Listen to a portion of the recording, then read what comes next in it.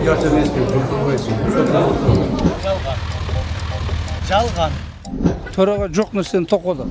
Указание бере баштады. Аны камаш керек, тигини караш керек.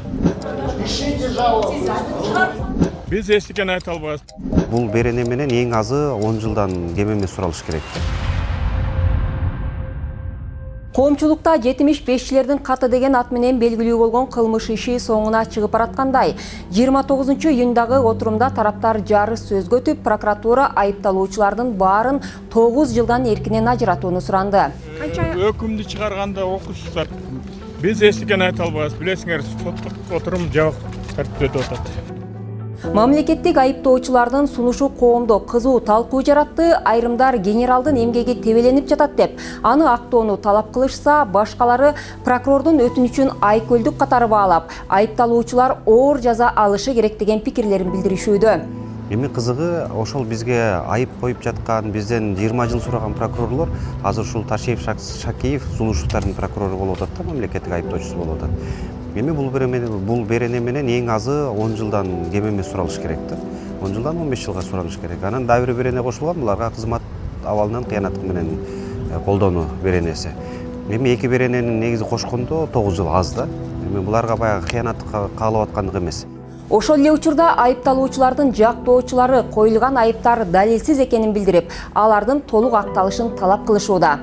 Прокурорлордун выступлениясына мен комментировать эте албайм, бирок мен нааразымын. 9 жыл сурады дейт. 9 жылдан сурады. Попытка захвата власти, злоупотребление служебным положением деп туруп, эч кандай далил жок эле. Эми аларды түшүнсө болот. Обвинительный акты алардын жогорудагы жетекчилери бекитип берген. Алар ал бекиткен акты каршы чыга албайт. Биз өзүбүз доводторубузду эмки отурушта айтабыз. Далил жок эле, наровно эмести күнөөлүү деп койду да. Коомчулукта 75-чилердин каты деген аталыш менен белгилүү болгон бул кылмыш иши боюнча жалпысынан 8 адам айыпталып жатат. Аларга бийликти күч менен басып алууга даярдык көрүү жана кызмат абалынан кыянаттык менен пайдалануу деген беренелер боюнча айып коюлууда. Юристтердин айтымында экөө тең оор берене, андыктан прокуратура айыпталуучуларга кандай шартта 9 жыл сураган болушу мүмкүн. Жактоочу Замир Жошов мындай деп түшүндүрүп берди. Айып эки берене боюнча узулуп жатат. Бирөөсү 337 берене 4 бөлүгү. Бул деген кызматтык абалынан кыянаттык менен пайдалануу деген берене. Ал жерде башкы жаза катары 8 жылдан 10 жылга чейин эркинен ажыратуу каралган. Демек, прокурор 8 жыл менен 10 жылдын ортосундагы жазаны сураш керек эле, бирок ишке катышкан кээ бир кесиптештерим, адвокаттар айтып атат, прокурор бул берене боюнча 3 жыл 8 ай эркинен ажыратуу жазасын сурады депчи. Ошондуктан мага белгисиз эмне үчүн төмөнкү чектен, башкача айтканда 8 жылдан ылдый сурады. Бул мага белгисиз болуп атат да. Балким прокуратура өкүлдөрү түшүндүрүп берет. Эми экинчи берене боюнча бул жерде өзгөчөлүк бар. Кандай өзгөчөлүк? 326 берене бийликти күч менен басып алуу деген кылмыш. Ал боюнча негизи жаза 10 жылдан 15 жылга чейин каралган, эркинен ажыратуу түрүндө. Бирок прокурор 5 жыл 6 ай сураптыр. Бул жерде мыйзам жол берет мындай төмөн чекте сураганды. Эмне үчүн? Бул кылмышты жасап бүтүшкөн эмес, аяктаган эмес, болгону ушул кылмышты жасаганга даярдык көрүп жаткан деген таризде айып угузулуп атат да. Приготовление к преступлению, кылмышка даярдык көрүү деген мааниде. Мындай учурда Кылмыш кодексинин 75 беренеси бар. Ал жерде айтылат. Эгерде кылмышка даярдык көрүп атканда кармап калып айып угузса, анда андай кылмышкерге статьяда каралган эң катаал жазанын жарымынан ашпаган мөөнөткө жаза берет депчи. Башкача айтканда, эгер ал статья боюнча 15 жылга чейин эркинен ажыратуу каралган болсо, судья 7,5 жылдан ашпаган жаза берет. Андан ашкан жаза бере албайт. Төмөн жагы болсо 6 ай. Башкача айтканда 6 айдан 7,5 жылга чейин эркинен ажыратуу чегериши мүмкүн. Мына ошондуктан прокурор ушул 6 ай менен 7,5 жылдын ортосундагы 5,5 жыл деп сураптыр.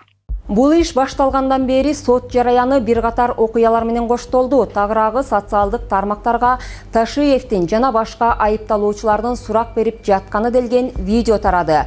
Анын качан, кандай шартта тартылганы расмий айтылган жок. Парламент төрагасы баш болгон бир катар депутаттар да кескин сын пикирлерди айтышты. Оор кылмыш менен статьяны ошол беренени койгондон кийин бул камалыш керек болчу. Камап алып туруп, тергөө жүргүзүп, андан кийин процессте дагы, соц процессте дагы ошол жерде камалып туруш керек болчу. Зашакалить хотели, да? Но при этом эти шакалы и шакаленки забыли, что они нападают на льва. И никогда такого не было, чтобы шакал победил льва. А за львом стоят 7 миллионов людей. Болуп жаткандар боюнча Камчыбек Ташиев азырынча үн ката элек. Курманкул Зулушев менен Нурланбек Тургунбек уулу гана журналисттердин суроолоруна учкай жооп берип, коюлган айыптарды четке кагууда. Bunun bari prospekten doğasınar. Törege жоқ нерсени токоду. Бары жалган, бары калп. Мен өзүм бийликте туруп бийлигимди басып аламбы, өзүм бийлигимди өзүм басып аламбы. Бунун баардыгы абсурд. Ошол эле учурда айыпталуучулардын баарына бирдей берене боюнча айып тагылып, ар бирине тең 9 жылдан жаза суралып жатканы да талкуу жаратып жатат. Кызматынан кыянчылыкпен пайдаланганын Ташиевдики көрүнүп турат.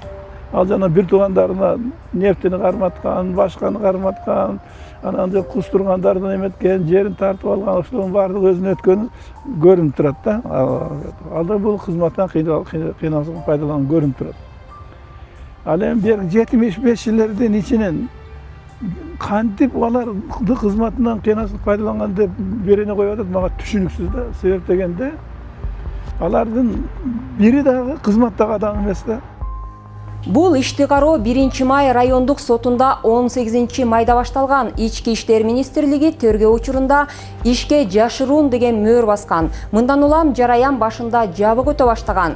Ортодо жактоочулар отурумду ачык өткөрүүнү талап кылып, сот алардын өтүнүчүн канааттандырган. Бирок мамлекеттик айыптоочулардын өтүнүчү менен 22-июндан тартып сот отуруму кайрадан жабык карала баштады.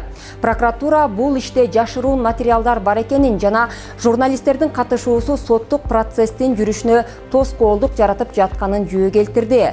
Соттун жабык өтүшүнө айыпталуучу Курсан Асанов гана катуу каршы болду. Ошол күнү сот аны тартип бузу деп залдан да чыгарып жиберди.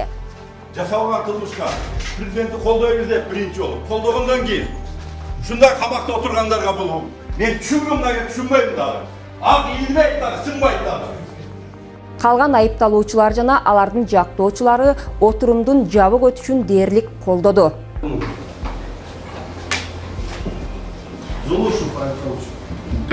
Макул.